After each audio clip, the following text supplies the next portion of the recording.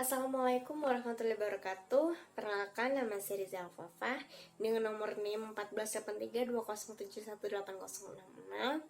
Saya dari program studi Pendidikan Teknologi Informasi dari Universitas Pendidikan Muhammadiyah Unimuda Sorong. Nah, di video kali ini saya akan mereview sebuah media pembelajaran mengenai e-learning, yang mana di video ini merupakan sebuah syarat untuk mengikuti ujian akhir semester pada mata kuliah e-learning yang diampu oleh dosen Novita Wulandari MPD.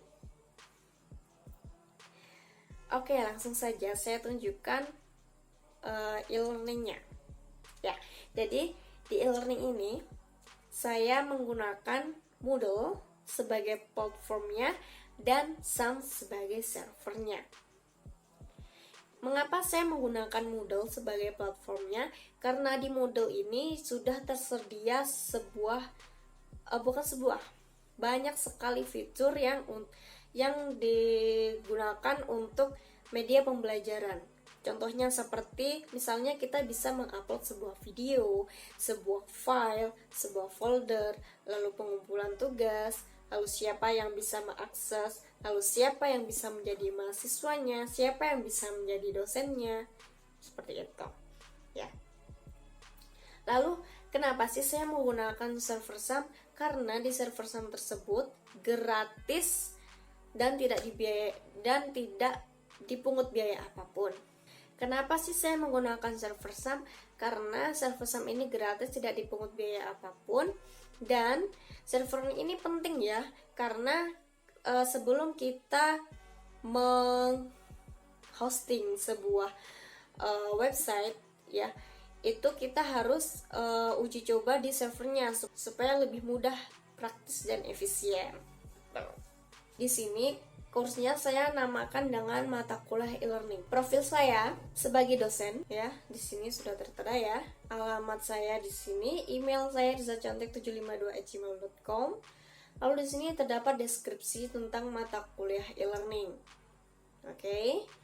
Lalu saya sudah membuat sebanyak 16 kali pertemuan ya. Karena memang ini harus 16 kali pertemuan. Lalu pertemuan pertama tentang kontrak kuliah, di mana pertemuan pertama ini saya sudah men-share sebuah file yang berbentuk PowerPoint, yang mana jika kita klik tulisan kontrak perkuliahan ini yang berupa link ya, di sini bentuknya link ya, ini dia akan terdownload secara otomatis di perangkat yang digunakan gitu ya. Nah, lalu di setiap pertemuan juga saya menambahkan sebuah fitur forum diskusi, yang mana tujuannya adalah untuk memudahkan jika ada pertanyaan atau jika ada pernyataan yang kurang jelas, bisa didiskusikan di dalam forum ini. Selanjutnya pada pertemuan kedua mengenai pengenalan e-learning menggunakan Moodle. Nah, di sini saya sudah menyediakan video, yang mana video ini bisa diputar secara langsung dengan tinggal klik aja. Atau kita juga bisa mengklik link yang ada di sini, yang mana link ini dia tertuju ke dari mana video ini berasal gitu. Ya. Selanjutnya pada pertemuan ketiga sama ya konsepnya. Seperti pertemuan kedua, di sini ada video tentang pengenalan dan instalasi SAM, dan ada linknya juga. Lalu jika ada yang kurang ditanyakan, bisa didiskusikan di dalam form ini. Selanjutnya, di pertemuan keempat saya membuat praktikum pertama. Praktikum pertama ini mengenai instalasi SAM. Nah, silahkan kirim hasil praktikum pertama ke email saya dalam bentuk PDF ya. Ini gampang lah ya. Oke. Selanjutnya email saya ini ada di profile. Jika pengunjung ini dia tidak tahu emailnya apa ya, pasti dia tidak membaca profil saya, karena di sini sudah jelas email saya sudah tertera di profile. Selanjutnya pada pertemuan kelima dengan tema download dan install Moodle di localhost menggunakan SAM. Download dan install Moodle di localhost menggunakan SAM. Nah, di sini ada videonya, lalu ada linknya juga, dan ada forum diskusi. Nah, lalu yang pertemuan ke-6, di sini praktikum kedua mengenai instalasi Moodle di localhost menggunakan SAM. Ya, jadi saya rasa gampang lah ya. Setelah pertemuan ke-5 saya up materi, besoknya pertemuan ke-6 praktikum. Jadi gampang aja sih. Gitu. Lalu yang pertemuan ke-7 kuis ya. Kuis pertama. Oke. Kuis pertama ini saya men-set waktunya selama 1 jam 30 menit ya. Lalu coba kita lihat kuisnya. Start quiz. Di sini ada quiz navigation yang dimana kotak-kotak kecil ini yang bertuliskan angka 1, 2, 3 ini merupakan banyaknya soal. Kalau ada 3 kotak ya, berarti ada 3 soal. Lalu jika ada banyak ya, berarti ada banyak soal. Gampang sih sebenarnya. Nah, lalu di sini kita bisa baca question 1. Pertanyaan pertama. Apa kepanjangan dari SAM? Kita pilih salah satu ya. Misalnya ini. Nah, kalau kita sudah jawab, terus kita mau ke yang soal berikutnya gimana? Dengan expect aja. Oke. Nah, kita bisa lihat sini juga ya, quiz navigation-nya. Kalau sudah kayak begini, abu-abu begini, berarti sudah dijawab. Terus ada garis hitam ini berarti kita lagi ada di soal kedua. Oke, apa kepanjangan dari Moodle? Misalnya ini. Oke, next page. Lalu soal yang ketiga. Ini misalnya. Nih. Oke.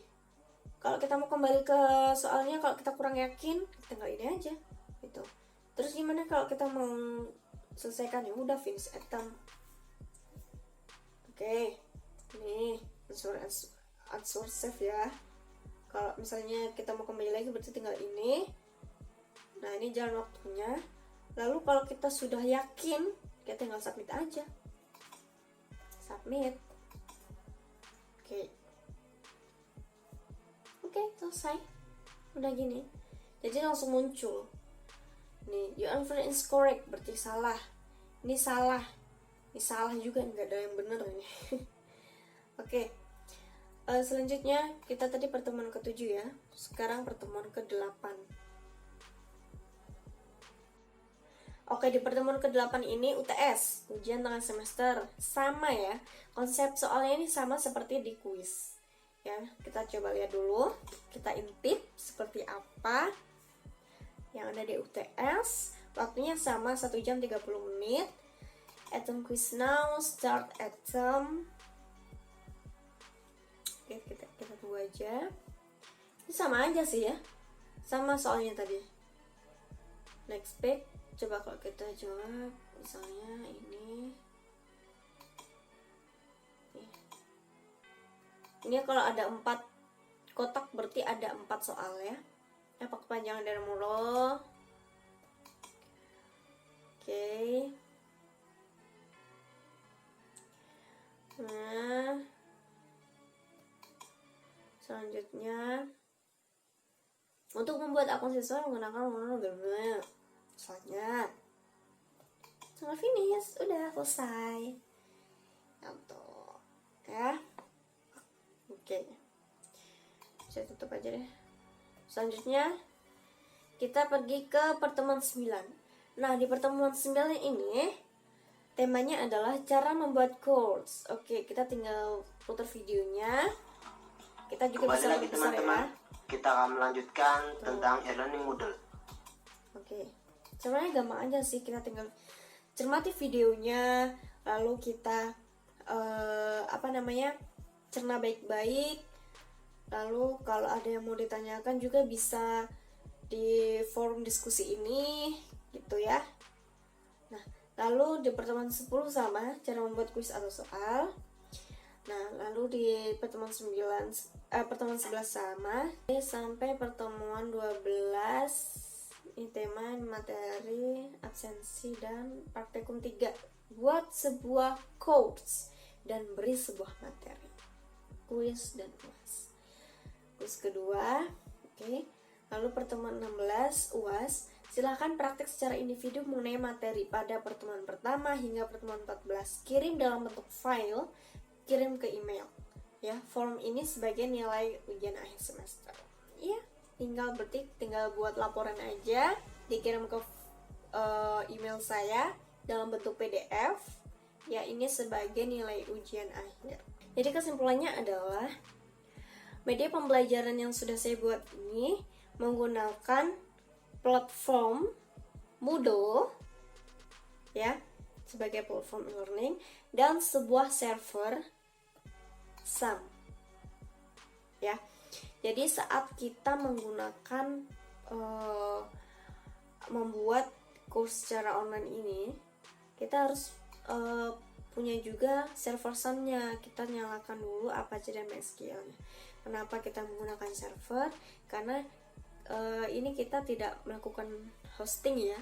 Jadi kita simpan website kita itu di server, bukan dilakukan secara hosting ya. Kalau kita matiin atau kita nggak punya sebuah server, maka kita nggak bisa jalanin Moodle-nya, jalanin website yang kita buat gitu. Saran saya, kalau kita membuat sebuah media pembelajaran seperti ini, kita harus perhatikan baik-baik ya. Jadi media pembelajaran ini banyak sekali ya kekurangannya. Contohnya itu adalah ini, kurs yang sudah saya buat ini hanya bisa diakses oleh admin. Nah, jadi kalau misalnya dia bukan admin, dia nggak bisa karena belum di set usernya gitu. Alangkah baiknya admin itu harus membuat user, entah itu guru atau dosen atau mahasiswa atau yang siapapun yang bisa mengunjungi. Jadi ini saya hanya buat sebagai admin ya. Jadi saya bisa mengedit, semua bisa mengatur siapa yang bisa mengakses. Nah, kalau misalnya usernya itu dosen ya. Jadi dosen ini hanya bisa meng-up atau menghapus atau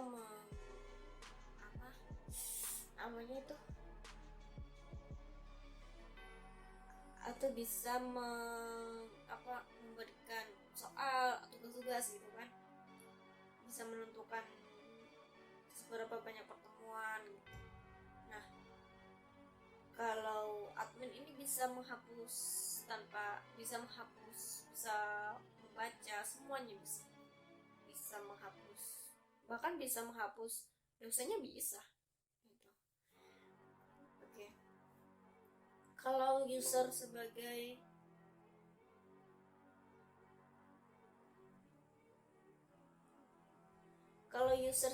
mahasiswa, contohnya dia hanya bisa melihat atau hanya bisa meng-up hasil tugasnya gitu. Jadi dia tidak bisa membuat soal gitu ya. Jelas mahasiswa mana ada yang membuat soal, kan seharusnya dosen yang membuat soal ya. Nah, lalu kalau bisa tampilannya itu lebih dipercantik lagi ya. Dan kalau bisa ya materi-materinya itu harus independen, jangan monoton kayak gini. Kalau kayak gini tuh bosan ya, cuma video klik. Itu video saya yang bisa saya sampaikan. Kurang lebihnya saya mohon maaf sebesar-besarnya. Wassalamualaikum warahmatullahi wabarakatuh.